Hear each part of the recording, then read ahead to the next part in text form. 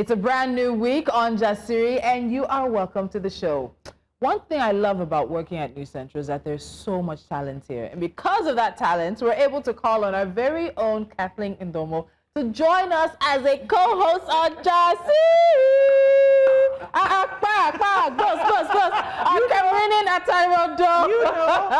What is it that they say?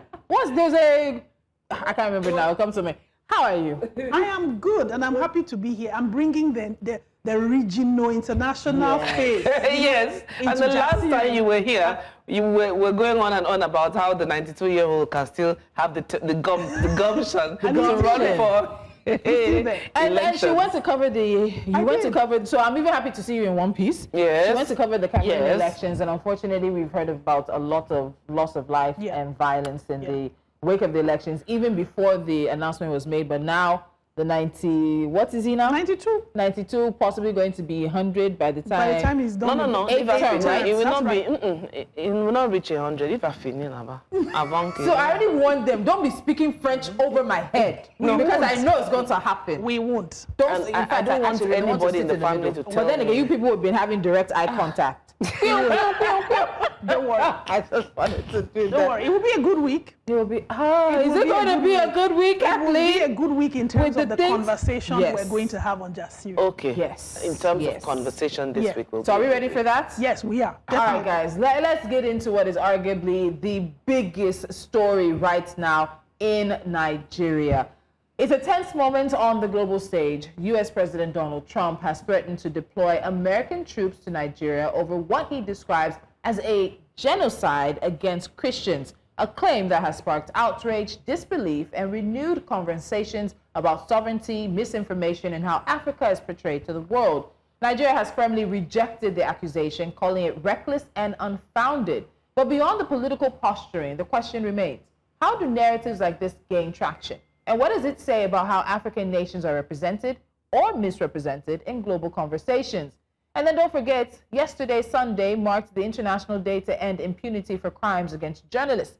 We are reminded of another kind of threat with that, the one faced by those who risk everything to report the truth. Around the world and here in Nigeria, journalists continue to face harassment, intimidation, and violence simply for doing their jobs. So today on Jasiri, we're connecting the dots between power, accountability, and storytelling, asking who controls the narrative and at what cost. So Donald Trump has formally designated Nigeria as a country of particular concern for alleged violations of religious freedom, a label used by the U.S. to target states it deems to be failing in protecting religious minorities. Behind that move are months of pressure from U.S. lawmakers and activists, particularly Republican figures like Senator Ted Cruz, who've accused Nigeria of allowing systemic persecution of Christians. Nigeria's security challenges, especially in the northeast, where Boko Haram and allied groups continue to operate, add fuel to this fire. But most analysts say the violence that has claimed thousands of lives in recent years cuts across religious lines and is deeply rooted in complex local politics, land disputes, and governance failures.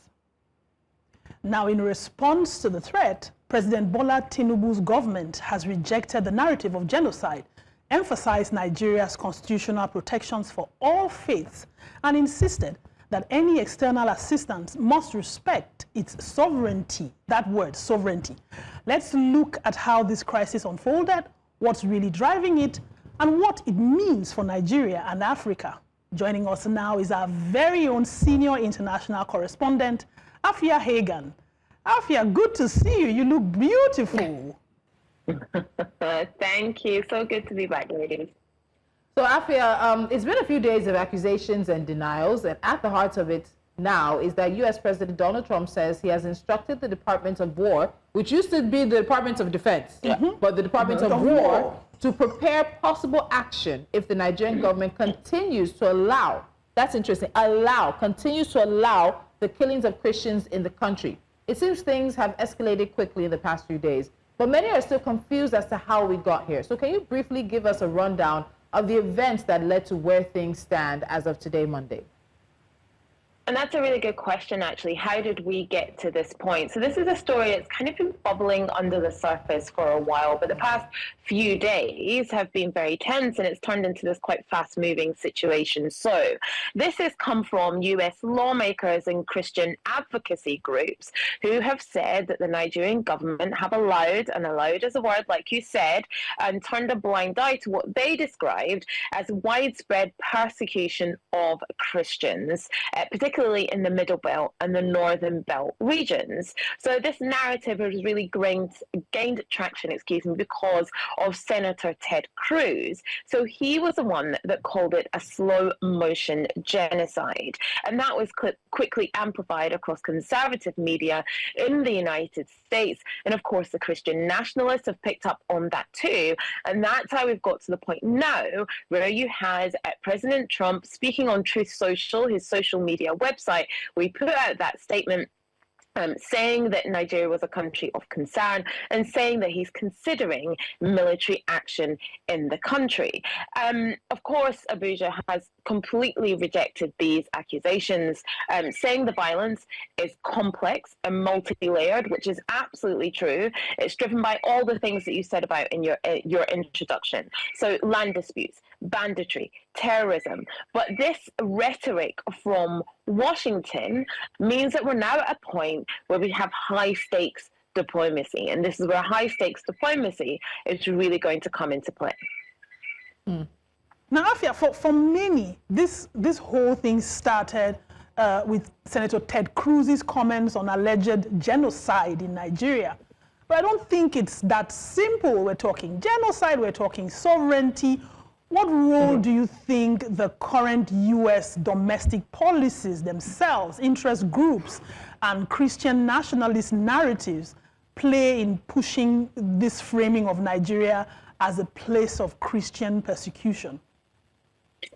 Now, the real key thing is that you have these senators, lawmakers like Senator Ted Cruz, Christian nationalist group, judging Nigeria as if Nigeria is the United States and has the same issues as the United States, or it is an annex or an extension of the United States, judging it by its domestic policy, the US's own domestic policy, without looking into all the different complex regions, why you would potentially have violence across different regions in Nigeria.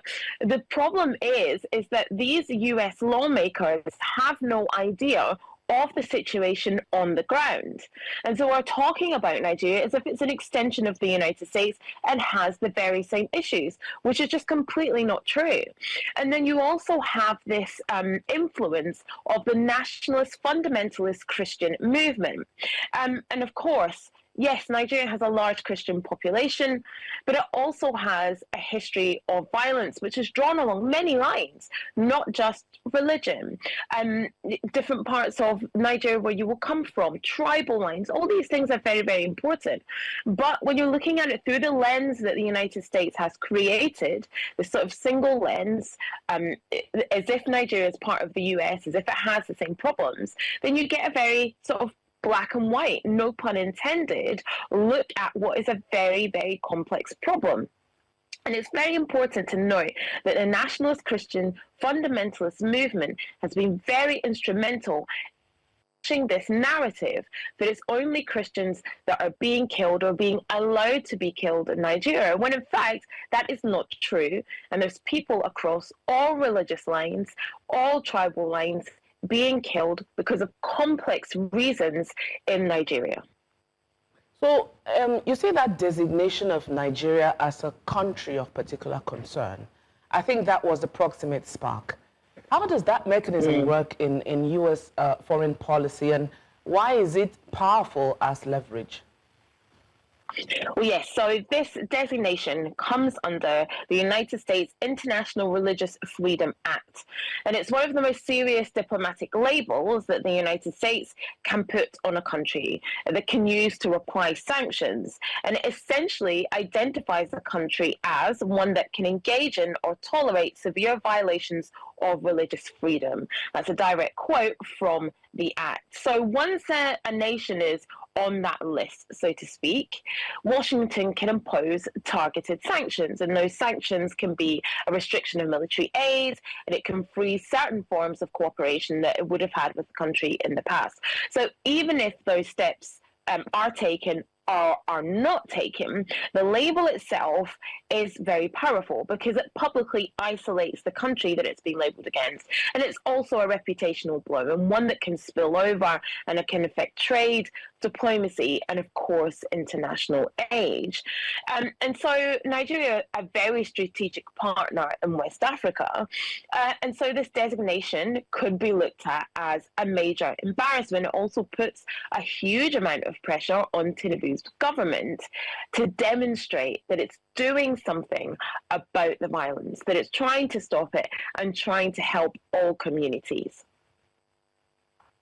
Let's stay on that country of particular concern. What other countries under other presidents, not definitely Trump, have been designated as countries of particular concern? One of the conversations I was hearing and having this week was people are concerned on what action the U.S. could take and what the outcome of that action could be. And so let's sort of look at history. Are there other countries that have been designated CPC countries? What was the action the U.S. took, and what was the outcome of that action, particularly for the local population? Yes, so there have been other countries that have had this designation. Historically, those countries have been China, Iran, North Korea, and Saudi Arabia. Also, Myanmar and Sudan have also had that labeled against them. That's led to sanctions and restrictions on U.S. military cooperation and also the distribution of aid. So for some countries, it was widely symbolic. If we think of Saudi Arabia, for instance, it was used as diplomatic leverage rather than a weapon or a trigger for punishment, so to speak. But the outcomes vary depending on what the US foreign policy is at that time and where the importance is for the US on their foreign policy. Who are they looking to? Who's more important for them to trade with? If I speak about Saudi Arabia again, yes, it might have had that designation against them, but like I said, it was used as diplomatic leverage so that the US could gain more favorable trade conditions. If we look at this sanction against Nigeria, for instance, is it going to be used as diplomatic leverage so the US can have more favorable trade conditions? Well, the US is not particularly interested in the continent of Africa at the moment. So actually, it might be that this is something that they really want to impose so that they don't have to provide military aid, so they don't have to provide international aid. Could it be used as a smokescreen and as a way of continuously pulling back from their interventions and their aid of other countries? I mean, we've seen US foreign aid policy being all the more or pretty much repealed since the start of the Trump government. USAID completely disbanded.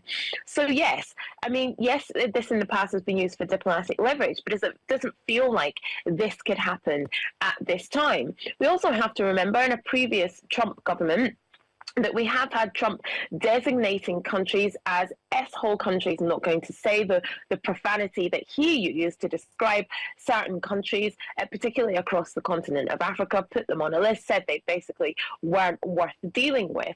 And so this is a rhetoric, like I said, that has been around for a long time, but seems to have reached this escalation point where all these different elements have come together, and it does feel like perhaps those elements are being used as the United States as a way of the United States being able to say, look, we just don't want to deal with certain countries anymore. We decided that they are beneath us, and we're going to use our fundamentalist Christian views and values that we are really pushing for to say that this country is doing X, Y, and Z with little or no knowledge of what's happening on the ground, and pushing forward with that rhetoric. Afua, let's talk a little bit about posterity and contextualize this. In prior US-Nigeria interactions, when has military leverage been threatened or applied overtly or covertly? Have there been any precedents or patterns that this particular episode now resembles? Yes, so we have seen some patterns of this before under previous presidents, under President Obama, for example. So Washington suspended arms sales to Nigeria over human rights concerns, and that was particularly during the Boko Haram insurgency. The Trump administration later reversed that choice of the Obama administration and actually provided the Super Tucano aircraft to support the counterterrorism efforts against particularly Boko Haram. So what we are seeing actually is probably part of a recurring cycle in the way that US politics works.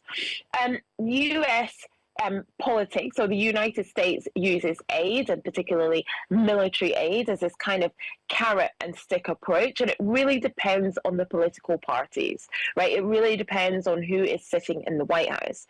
But what's different this time, I think, is that explicit threat, that threat of military intervention. That's new. That's very rare, and it's also very inflammatory. But this is very much a reflection of Trump's characteristics of his chaotic style, very transactional, very direct, very shooting from the hip, very much designed to appeal to his political base. You know, like I said, bringing in those elements of right-wing Christian nationalism. It's all about drawing in support for his base, and particularly what he's doing on the international stage. And it's also a diversionary tactic. It's look over there, look what's happening in Nigeria, as opposed to look what's happening at home. Let's not forget that domestically, the United States is pretty chaotic at the moment. You have a government shutdown, which has been going on for many weeks, which means that now you have thousands and thousands, millions of people who collect food stamps, SNAP benefits, haven't been able to collect them from November the 1st. Now you're going to have a situation in Congress where they're perhaps weaponizing people's hunger to drive through laws that they may want. It's all diversionary tactics, isn't it? It's look over there, see what I'm doing on the international stage. I'm all about stopping these world wars and distracting people from what's happening at home. All right, Afua, this situation has garnered global attention, without a doubt. Gunther Ferlinger-Hahn, chairman of the Austrian Committee for NATO Enlargement for Austria, Ukraine, Kosovo, Bosnia, EU, and others, posted, and I quote, "How many states should come from ex-Nigeria?" End of quote. In replying, President Tinubu's tweet that, again I quote, "Nigeria stands firmly as a democracy governed by constitutional guarantees of religious liberty." End of quote. Ferlinger-Hahn said, and I quote, "Same Nigeria president is fighting for his Nigeria, but it was never a working state for all Nigerians. So, hashtag ex-Nigeria it will be." End of quote. Okay, so this is a play on words, we know, but what do you think the larger picture here is? And let me add to that. What's the response? Are we hearing from Canada, the UK, other partners? Are we hearing from Africa? Are we hearing from the AU? Are we hearing from Africa? Is Nigeria out on a limb on its own in this situation? And that's a really good question. I mean, at the moment, we haven't had much response from other world leaders or other African leaders to this kind of attack on the sovereignty of one nation. We haven't really had a response yet. I mean, I know domestically here in the United Kingdom, we have had a couple of incidents that are certainly keeping our government busy. We've had an incident with a stabbing on a train, another train derailment this morning. So I know that Sir Keir Starmer, our UK Prime Minister, is focused on that. But aside from that, we haven't really had any response from any other world leaders about this at the moment.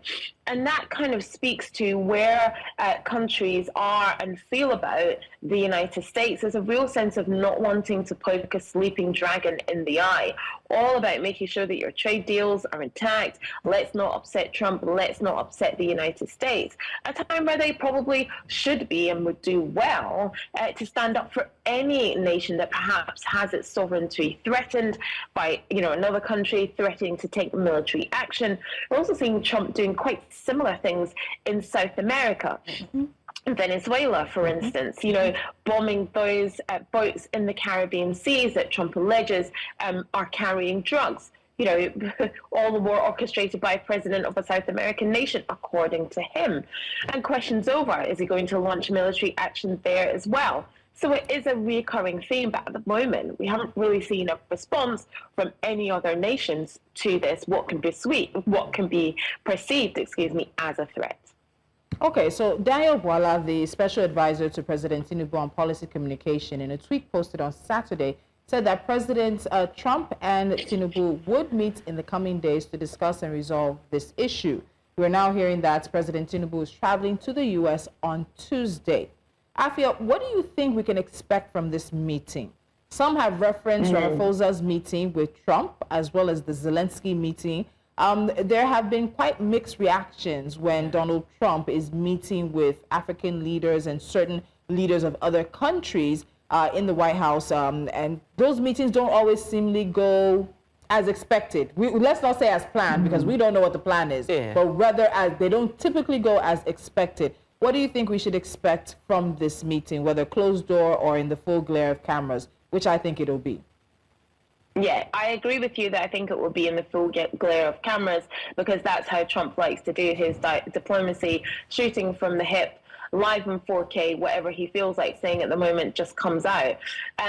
I would really, really want, but I feel it's not going to happen, is for President Tinubu to go into that meeting very, very strong and very, very calm, and be able to give Trump the background, the knowledge that he needs to be able to qualify his statements.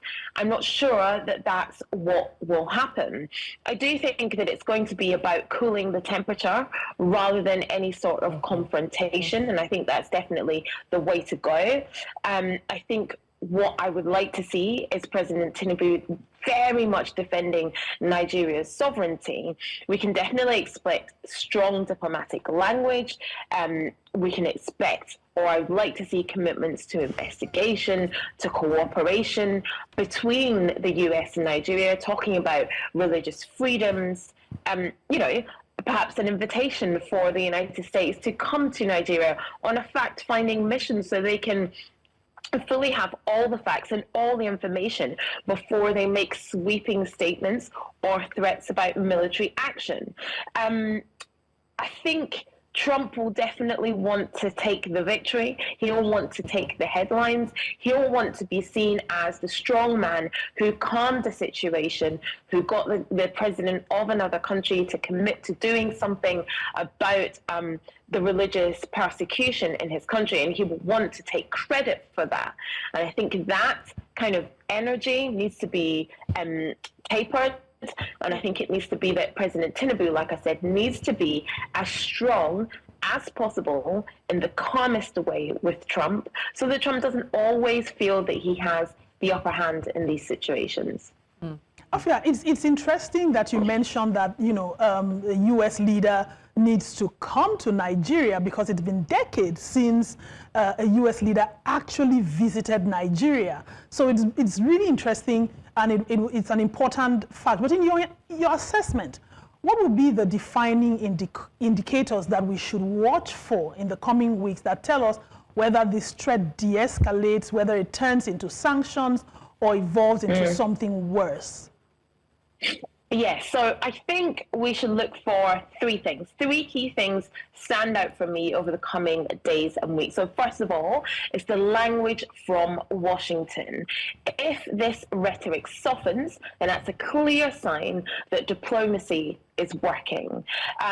If we see the opposite, if Trump doubles down, then that signals that we have heightened tension. So definitely let's look for the language that's coming out of Washington. Second, Nigeria's domestic response. So the tone of Tinubu before the meeting, during the meeting, and after the meeting will matter. It's essential. If we have a defensive or a nationalistic response, so to speak, this could inflame things. So a calm, clear, considered, and confident approach is going to be the one that could potentially ease the pressure.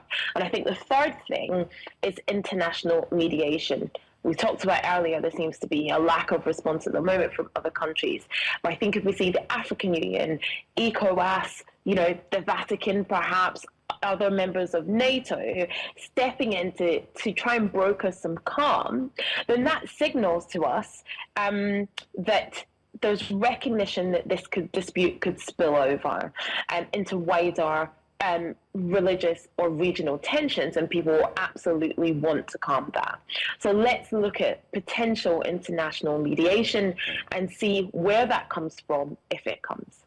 Afua, let me quickly sneak in here. On a scale of 1 to 10, with 10 being yes, it's going to happen, President Donald Trump ordered the preparation of possible military action, and I think we didn't really emphasize that. Military action, not just sanctions, but military action. On the scale of 1 to 10, given what we've seen in recent times, the bombing of, I think, freighters or ships in Venezuela, or around Venezuela, how likely or how possible, what is the potential? Because I know possibility and probability are not always the same thing. It is very possible. It can happen. The probability of it happening is a different thing. So let's use a scale of 1 to 10 on probability. How probable do you think it is that he could go through with this threat?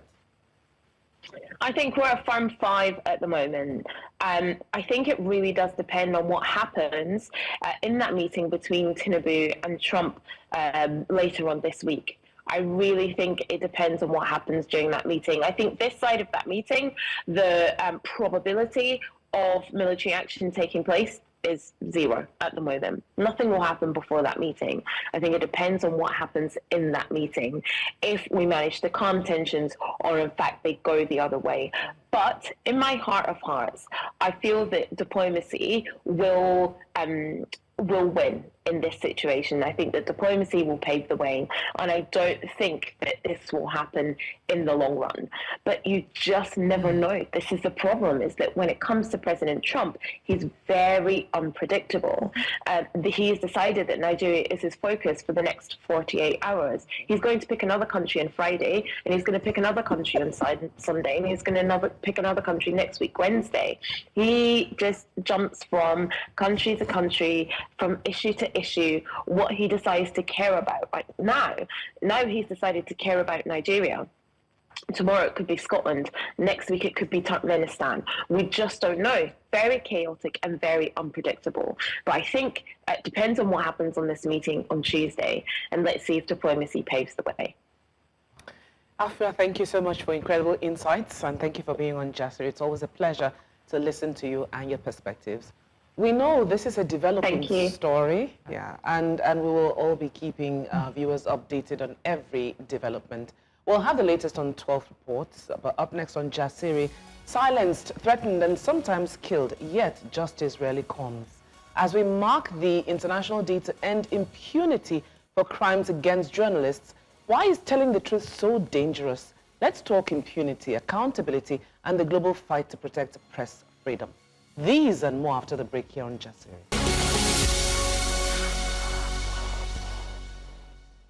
Welcome back to Jasiri. On Sunday, we marked the International Day to End Impunity for Crimes Against Journalists, a day that forces us to confront a difficult truth. Too many journalists are attacked, threatened, or even killed simply for doing their jobs. And in most cases, the attackers walk free. Here in Nigeria, the story is no different. And in some ways, it's getting worse. A recent investigation by the International Center for Investigative Reporting describes an escalating crisis of impunity. Journalists beaten during protests, arrested while covering corruption, and harassed online for exposing wrongdoing. And very few of these cases ever make it to court, and even fewer end in justice. The United Nations warns that impunity not only emboldens perpetrators, it silences the press and weakens democracy itself. Because when journalists cannot report freely, the truth becomes a casualty, and without truth, there can be no accountability. Joining us to unpack this is Sanusi, the director of Amnesty International Nigeria, a leading voice in the fight to end impunity and defend press freedom. Mr. Sanusi, welcome once again to Jasiri. Thank you very much, Jasiri team, for having me this morning. Thank you so much, Mr. Sanusi. Now, let's start with a summary of the current scale and nature of attacks, threats, violence, arrests that Nigerian journalists are facing today. What trends are the most worrying for you as Amnesty International? Well, let me first of all start with the major one, because in Nigeria, we have a situation whereby during events, during protests, during everything that have to do with journalists. Journalists face a lot of atrocities. They face harassment. Even the recent protests in Abuja and parts of Lagos, journalists were humiliated, they were harassed, their gadgets destroyed or confiscated. So these are some of the things that we suffer in Nigeria, and we have to continue talking about them. There was never a day you had a protest in Nigeria without having journalists either being arrested or beaten.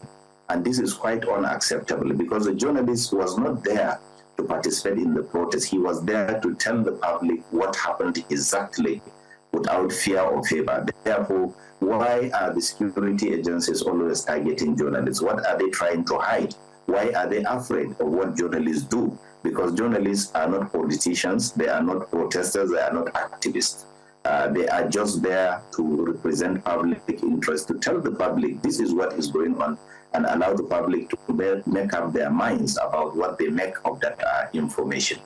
Now, another important challenge that we are facing is the new one, which is the latest, and we are still studying it, and it is becoming more dangerous because of the increasing integration of artificial intelligence into the way we work and the way we do a lot of things. A new emerging trend is now happening, whereby especially female journalists are targeted with AI things and AI generative hostilities. So this is just new, it is developing, and it will continue, and it largely targets female journalists, and is really a very serious issue of concern, because it is now part of what we call technology-based, gender-based violence, and we have to pay attention to it because it's very dangerous. See, the International Center for Investigative Reporting, that's the ICIR article, used the phrase escalating crisis of impunity. What does this actually mean in practice? Are there perpetrators of attacks being consistently identified? Are there cases that are being prosecuted? Well, these cases are never prosecuted in the first place. They are never even recognized in the second place. And more worrying is the fact that these things continue to happen again and again. Recently, there was a protest in parts of Lagos where the Orange-Shoki demolition was taking place. And we had a report whereby some journalists were filming, and police, when they interrupted them, confiscated their gadgets and went away. So at the end of the day, the police could not tell us why they did that. They could not explain, because apparently the culture of attacking journalists is becoming part of policing culture in Nigeria, and this is really, really unacceptable. And another important thing that we have to also pay attention to, and why we should be worried, is the fact that journalists are still facing hostilities in Nigeria, despite the fact that this country came to democracy through the blood and sweat of journalists. Unfortunately, journalists are still the targets, the easiest prey for politicians. We have records of many politicians using the police and the judiciary to crack down on journalists, and there was no consequence for them. These are really very important issues, and I believe that we should continue to have conversation on them.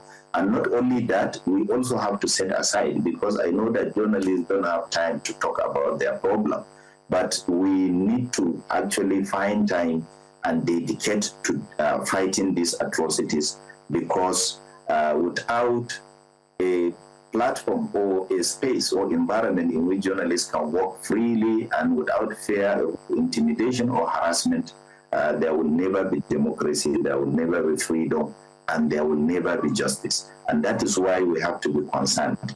All the figures you have just mentioned about the escalation are quite true. In fact, some are not even reported. Recently, we unveiled a report on shrinking civic space at the Wole Soyinka Center for Investigative Journalists, and it highlighted state by state showing how some states become more hostile for journalists than others. And we have to pay attention to those states and call out their governors, because they are largely the ones accused of being behind undermining the freedom of the press. Mr. Salami, let's attempt to look at the key systemic or structural causes behind impunity for crimes against journalists in Nigeria. Would you say that it's weak investigative capacity, political interference, or legal loopholes that are the causes of these impunity? Or is it all of the above? What do you think? All of the above and more, because what we have is a situation whereby number one, politicians think that journalists are just a material to be used and discarded. They like journalists when they want to do propaganda or when they want to push their own political agenda. But they hate journalists when it comes to upholding and promoting public interest. So you can see clearly that it's not about, it's not about national interest or national security or whatever they may call it. It's not about that. It's about the fact that journalists should be stopped. And when journalists are stopped, the people cannot have accurate information on which they can base their own judgment on how they are governed. Another thing is that all cases where journalists are either attacked or arrested or molested by security agencies or government officials, none of these cases are ever investigated properly. None at all. And none of these cases are ever prosecuted. None at all. And they always dismiss them. Then the highest they will do sometimes is to just apologize, and they will do it the next time. So therefore, we need to actually continue to raise our voice. There is no way we can live in a democracy while being a journalist has almost become a matter of life and death. Mr. Sanusi, let's go back to the theme of this year. The full theme for this year is ChatGBV, raising awareness of AI-facilitated gender-based violence against women journalists. And there were a number of women journalists this year that had very high-profile, I guess I would say, encounters with security agents and even with representatives. I remember the situation with the MD of the Nigerian Railway Corporation. We've had a journalist who was also detained for several days this year as well. And so women there's a gendered aspect to this conversation. And somebody might say all the time, you're always saying that there's yes, but there's a different way in which women experience or are even harassed on the job when they are journalists. So can we talk about some of that for now? And especially with the AI parts of it, there's a documentary we want to talk about sometime soon where people are using online technology to ask AI to remove clothes from everyday women, from celebrities, from journalists. I've had my own online harassment in the course of my career. I even had a fake page set up, and it was engaging people, and it was saying so many other things. But when it comes to women, female journalists experiencing these crimes, let's talk about that gendered aspect and sort of break it apart for us, or break it down for us, rather. So let me start with the most dangerous one, which is more prevalent these days, which is the AI, or what we call technology-based, gender-based violence.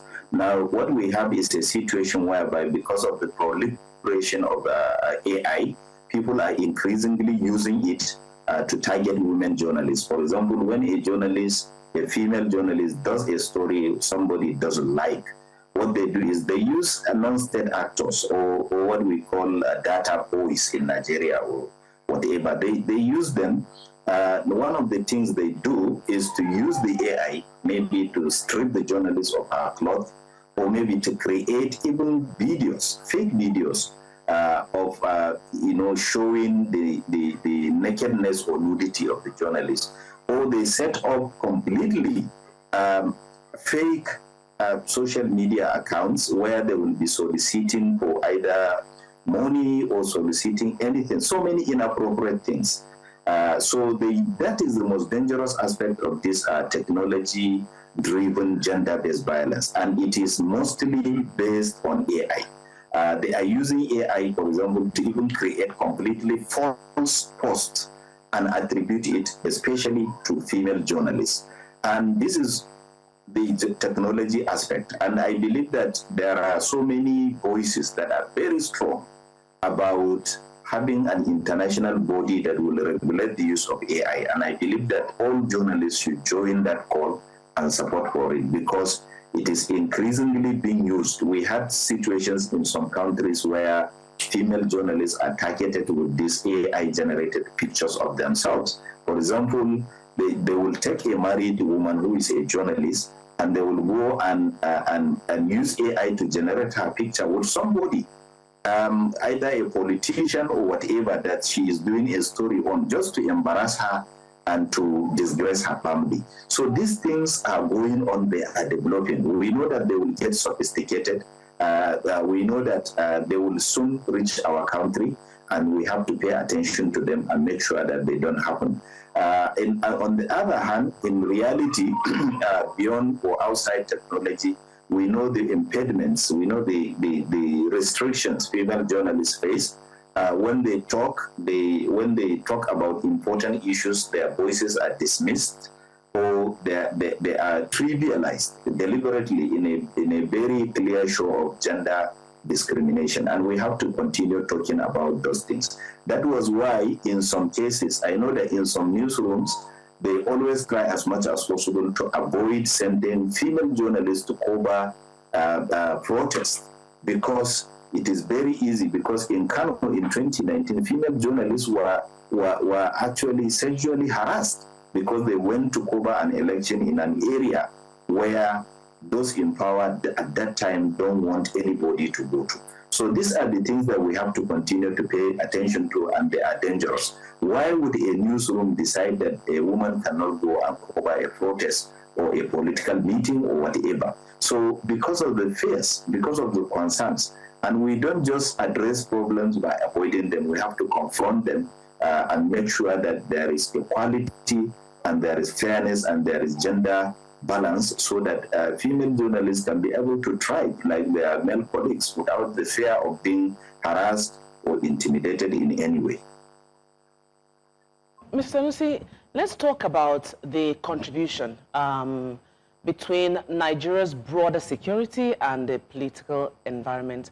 For example, how do those come together? For example, where journalists cover corruption, insurgency, state actors, or organized crime, does that raise the stakes and the risk? And also, in your experience, how much of the harassment or violence would you say is direct state action, it's proxy, or it's even non-state actors, or is it a mix? And how does that complexity affect accountability? So in Nigeria, what we have is a situation whereby sometimes the actors are so shameless to the extent that they will work simultaneously. You will have, as a journalist, being harassed by security agencies. They are calling you to use the very notorious Cyber Crimes Act to say that we want to see you, you have to come and provide this and provide that. While they are putting you in that situation, they will also deploy non-state actors online to spread mischievous things about you. For example, I remember that there was a foreign journalist who was revealing corruption, and at the end of the day, his marital life was all over social media. And we knew that definitely those who instigated those things were sponsored by the state, and they were using the non-state actors. So we have a situation whereby in Nigeria, when a journalist is talking about terrorism, corruption, these are very big issues that attract a lot of hostility towards journalists. So when you are talking about these things, you have to bear in mind that they will do both. They are so shameless that they will work together at the same time, and they don't even hide it. They will pay these people online to spread lies against you, to attack you, to intimidate you, to send you death threats. And at the same time, they will not leave you alone. They will also send the police. And they will even get a judge that they will pay to say that, okay, we are bringing him Friday evening. We want him to spend the whole weekend there. and the judge will say, will just comply, and they will just say that, okay, we have to adjourn this case until next Monday, and that is the end. And by the time you spend that weekend behind bars, you are already broken emotionally and mentally. And these are the things they are using to continue to harass and intimidate and prevent Nigerians from knowing the truth. Why are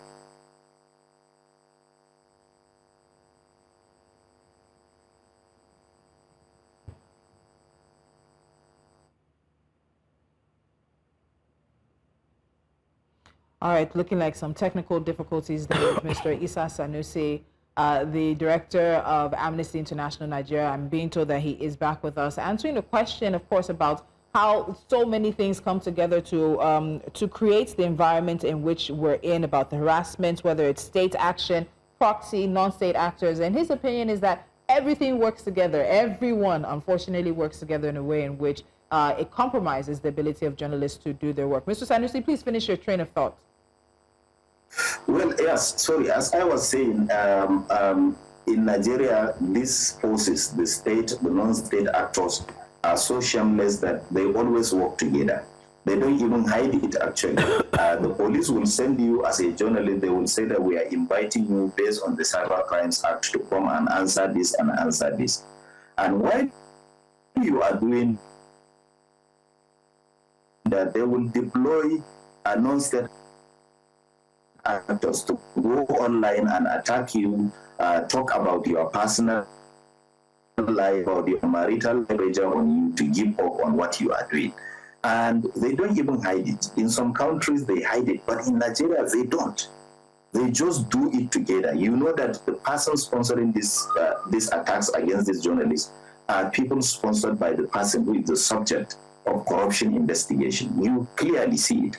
And unfortunately, even the judiciary is not left out. They have a situation whereby we have many situations whereby a journalist will be taken in and they will say that, well, we are taking you to court. And when they take the journalist to court, they will make sure that they call him in on Friday so that he will spend the weekend with them in detention over the weekend. And by the time the weekend is over, the journalist is completely broken mentally and physically. And that is part of the wider scale of the intimidation that is going on. They work together, they collaborate.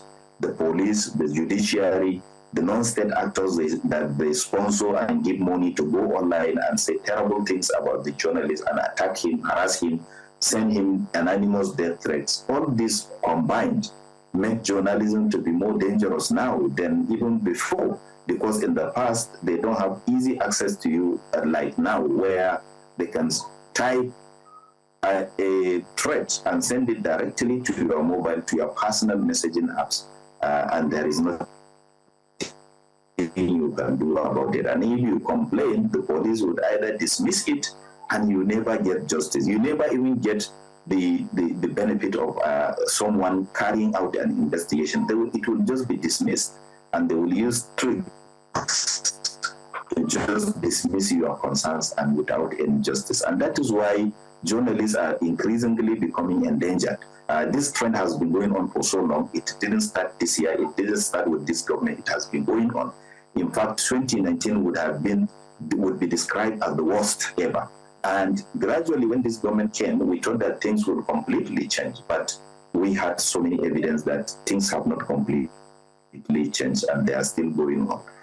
We have to continue to talk about these things, because without journalists, without journalism, there is no way you can have democracy. It's not about somebody just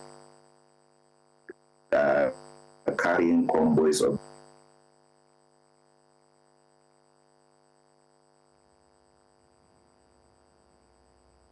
All right, trying to get to the end of our conversation with Mr. Issa Sanusi, and I know we're going to look at reforms possible and, of course, indicators to see whether or not we're doing better or not. But in terms of what he's saying, as the young kids would say, he ain't lied. Not one lie told. It's really interesting that he mentioned the clear impunity and how the institutions that are meant to protect journalists are actually in collude with other actors to continue to perpetrate these acts, of violence and intimidation against journalists. And he has technical issues, but some of the reforms and the measures that our institutions have to take are cut across policy to implementation. Because like he mentioned, if you are not going to set a deterrent for anyone, whether it's a state actor, a non-state actor that attacks journalists, our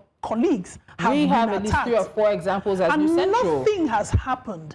What is going to happen is it will continue. If there are no deterrents to say you cannot attack journalists, specifically, we are the 4th estate of the realm, then people will just continue to attack those people who are meant to inform, to educate, to entertain. And I think our institutions that are there to protect us then need to be called out, on their policies, on their implementation, and whether or not they are even in tune with the new technology that is making things worse online. For them to catch up. And I think that point, he gave an example of a situation in which journalists' equipment was taken, and you asked why. So it's also the people on the streets, the enforcement agents, the police officers, the military, the ones who are on the streets who likely come in contact with the journalists. What is their understanding of the rules of engagement? What is their understanding of the fact that the press is to be protected? We are a neutral body. On that scene, on that location of anything that is happening, you're not to take aim at us. You're not to take aim at anybody. But we're not your enemy. We're not the public. We're not the enemy of the public, because we've also seen situations in recent times in which the public is also taking their anger out on journalists as well. And so we're nobody's enemy. We are there to report what is happening. Why are you carrying my camera equipment and then you can't tell me why? Remember when Israel was at the scene of the Shoki demolitions, and he was talking to residents of the area who were expressing themselves. And we had seen I think it was some kind of mobile truck or whatever down, and we had seen the police officers as well. And then he's talking to them, and this woman and 2 armed police officers come and say he has to go. Why? You can't tell us. So there's even training. So implementation is part of the training that the people who will engage with journalists also need the most. But as long as you're not deterring them, as long as their governing bodies or the oversight bodies are not being sued and somebody's not being arrested, we're going to continue to have this. I think it's a long shot, and I think we have a long way to go. Sadly, it is, because as you were talking, that conversation with, or that picture with Israel, came to mind. It came to mind, and it was glaring. And I said, you asked a question, whose report will they follow? The people who are on the streets, who don't know anything, you take my camera. Why is anybody not explaining to me? Why are you taking my camera? But so, you see, the wilderness, they don't even understand. We have policies. The problem, as usual, is with the implementation. It is disturbing that you have a national watchdog to whom you're supposed to pay all these levies. You're supposed to adhere to all these regulatory mechanisms. Yet, nobody watches over those who actually go out there and bring the news to. And there was, feedback about what's going to happen in the next 12, 18 months. We have an election that is coming up in 2027. And one of the most important things in the elections is the security of people, especially That's a different conversation. What is going to happen? That's a big one. Now, 2 stories today. One message: power without accountability is dangerous. From Donald Trump's threat to deploy U.S. troops to Nigeria to the ongoing impunity for crimes against journalists, we've seen how narratives and actions by those in power, or lack of, can shape or distort the truth. This is Jasiri. We'll have more conversations for you tomorrow at 10 a.m. West African time. Have a pleasant day.